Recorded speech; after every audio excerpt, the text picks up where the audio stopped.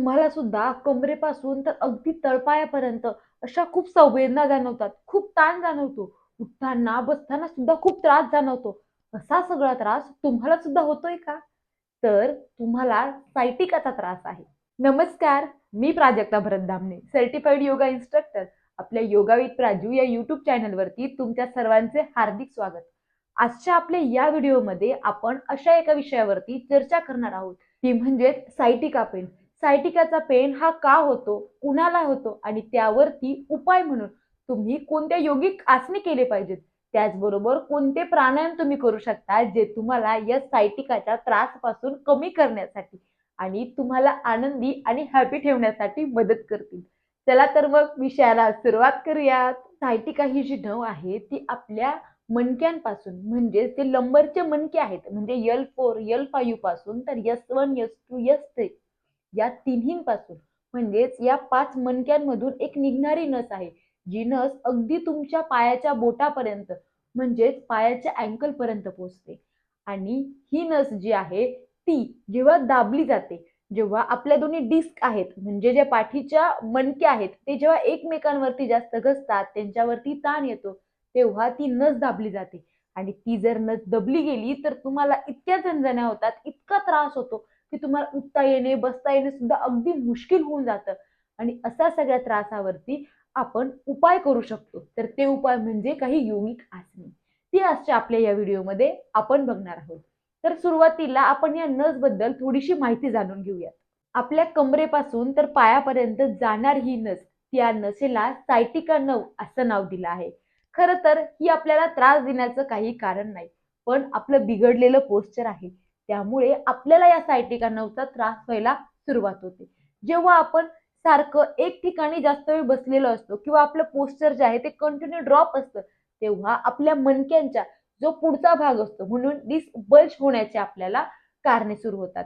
जर एकदा ती झाली तर आपल्या एकतर मागच्या मणक्यांवरती ताण कमी होतो किंवा त्या डिस्कवरचा ताण जो आहे तो वाढतो आणि या ताणाला कमी जास्त होण्यामुळेच त्या डिस्कवरती ताण यायला लागतो आणि या डिस्कचा ताण जो आहे तो त्या नशेवरती जातो आणि त्यानंतर आपल्याला सायटिकाचा त्रास सुरू होतो.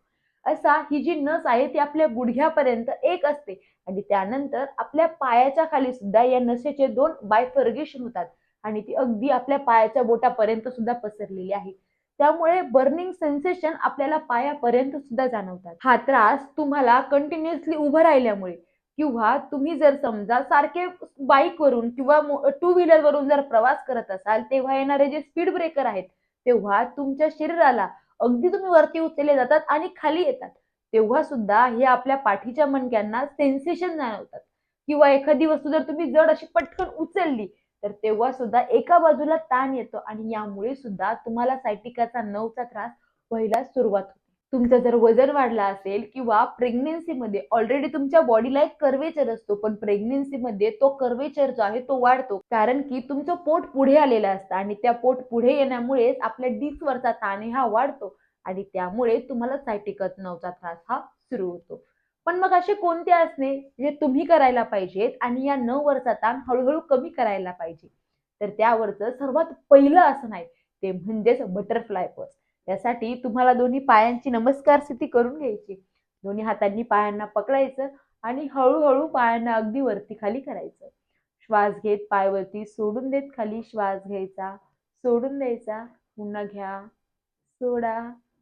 असा तुम्ही 10-10 काउंटचे रोज 2 ते 3 सेट करायला काही हरकत नाही.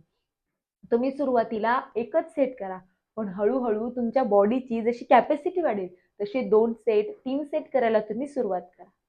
हळूहळू पाय वरती घ्यायचे, खाली घ्यायचे, वरती, खाली करत राहायचं. आणि याला श्वास सुद्धा जोडायचा. श्वास घ्यायचा, सोडून द्यायचा. हळूहळू ही प्रक्रिया करायची. तुमची जर नशेवरचा ताण अतिशय वाढला असेल तर तुम्हाला यामध्ये सुद्धा दुखू शकतं. त्यामुळे हळूहळू श्वास घ्यायचा, सोडून द्यायचा, घ्यायचा, सोडून द्यायचा. यानंतर आपल्याला दुसरं आसन करायचंय ते म्हणजे कॅट काऊ पोज. कॅट काऊ पोज साठी दोन्ही हात आणि दोन्ही पायांवरती आलोय आपण. श्वास घेत मान वरती घेतोय, पाठ आतमध्ये खेचून घेतोय आणि हळुवारपणे श्वास सोडून देत मान खाली घेतोय आणि पाठ पूर्ण वरती खेचतोय.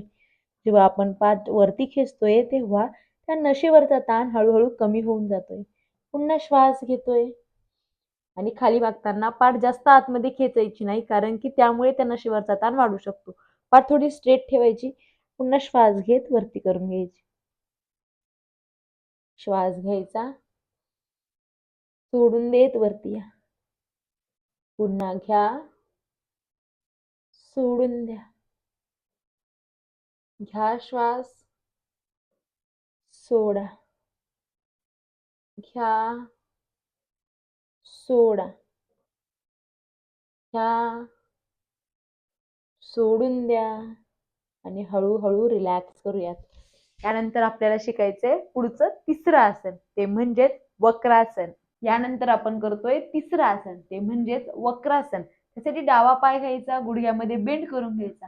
श्वास घेत उजव्या हाताला वरती उचलायचं आणि हळूवारपणे उजव्या पायाच्या मांडीच्या जवळ आपल्याला दोन्ही हातांना ठेवून घ्यायचं आणि हळूहळू आपण मान मागे वाकण्याचा प्रयत्न करायचा. यामध्ये आपल्या स्पाइन वरती जास्त ताणही येत नाहीये. आपण थोडेसे मागे पण वागतोय आणि त्या नशिवरचा ताण हळूहळू कमी व्हायला आपल्याला मदत होते. कारण की आपण जर जास्त ताणलो किंवा जास्त जर स्ट्रेच केलं स्वतःला, तर त्या ट्विस्टिंग मध्ये आपली ती नस दबू शकते. त्यामुळे स्लोली स्लोली आपण हे आसन करायचं. श्वास घेत सेंटरला यायचं, हळूहळू हात खाली घ्यायचा, पाय आपल्याला सरळ करून घ्यायचा. या आसनामध्ये होल्डिंगचं प्रमाण सुरुवातीला 10 सेकंदांपासून तर तुम्ही 1 मिनिटापर्यंत सुद्धा घेऊन जाऊ शकताय. उजवा पाय घ्या, हाताला वरती उचलून घ्या, उजवा हात डलगट डाव्या पायाच्या मांडीच्या पुढे घेऊन जा आणि हळूहळू आपण मागे ट्विस्ट करायला सुरुवात करायची. आपल्या स्पाइनला थोडं थोडं ट्विस्ट बसलं पाहिजे. आपण 10 सेकंड थोडं थोडं होल्ड करण्याचा हळूवारपणे प्रयत्न करणार आहोत. या स्थितीमध्ये जितकं स्थिर थांबता येईल तितकं करायचे. हळूवारपणे हात खाली घ्यायचा आणि पाय गुडघ्यामध्ये आपण सरळ करून घ्यायचे. यानंतर आपल्याला करायचे पवनमुक्तासन. त्यासाठी दोन्ही पाय घ्यायचे, गुडघ्यामध्ये बेंड करून घ्यायचे, दोन्ही हातांनी पायाला पकडायचं आणि संत श्वसन करायचं.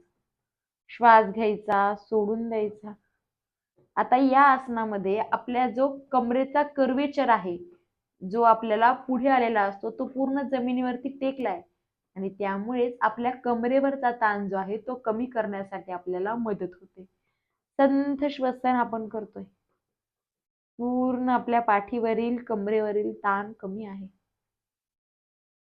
सायटिकाचा पेन कमी करण्यासाठी अतिशय उपयुक्ततेचं हे आसन आपण आता केले. संत श्वसन करतोय. हळूवारपणे आसन स्थिती सोडून देऊयात. अलगद दोन्ही पाय गुडघ्यामध्ये आपण सरळ करून घेऊयात. यानंतर नेक्स्ट आसन आपल्याला करायचे सेतुबंधासन. त्यासाठी दोन्ही पाय घ्यायचे, गुडघ्यामध्ये बेंड करून घ्यायचे, दोन्ही हात कमरेशेजारी ठेवून घ्यायचे. हळूवारपणे आपल्याला वरती यायचे आणि होल्ड करायचे. आपण जेव्हा कमरेला वरती उचलतोय तेव्हा आपल्या कमरेवरचा ग्लुटियल मसल जे आहेत ते स्ट्रॉंग होण्यासाठी मदत होते आणि ते जर एकदा स्ट्रॉंग झाले तर सायटिका नळवरचा ताण जो आहे तो हळूहळू अगदी कमी व्हायला लागेल. संथ श्वसन करून घ्या. या पोझिशन मध्ये होल्ड करायचे. श्वासाकडे लक्ष द्या. शरीराकडे एकदा बघा. हळूहळू श्वास सोडून देत कंबर जमिनीवर टेकवून घ्या आणि अलगद पाय गुडघ्यात सरळ करून घ्या. आपण 5 आसने शिकून घेतली. त्यामधील एका पोझिशन मधली 4 सेट असे जर तुम्ही रोज करायला सुरुवात केली तर तुमच्या कमरेवरचा ताण आहे तो हळूहळू कमी व्हायला लागेल आणि तुमची सायटिका सुद्धा, तिचा जो पेन आहे तो कमी व्हायला लागेल. तुम्ही या सायटिकाच्या नवचा ताण कमी करण्यासाठी कोणते प्राणायाम करू शकतात, तर त्यामध्ये अनुलोम विलोम प्राणायाम आहे, भ्रामरी प्राणायाम तुम्ही करू शकतात, भस्त्रिकेचे आवर्तन सुद्धा तुम्ही करू शकताय आणि या सगळ्यांसाठी तुम्हाला दीर्घ श्वसन सुद्धा मदत करेल. तुम्ही जर रोज 11 किंवा 21 ओंकार म्हणायला सुरुवात केली तर ते सुद्धा तुम्हाला मदत करते. तुम्हाला भ्रामरी प्राणायाम कसा करायचा, दीर्घ श्वसन कसं करायचं किंवा भस्त्रिकेचे आवर्तन कसे करून घ्यायचे हे जर तुम्हाला बघायचं असेल तर त्यासाठीचा व्हिडिओ मी बनवलाय, त्याची लिंक मी वरती देते, तर तुम्ही तो बघून करायला सुरुवात करा. चला तर मग भेटूयात आपण पुढच्या वेळेस नवीन असा काहीतरी छान टॉपिक घेऊन. तोपर्यंत तुम्ही सगळ्यांनी आनंदी राहा आणि खुश राहा. धन्यवाद.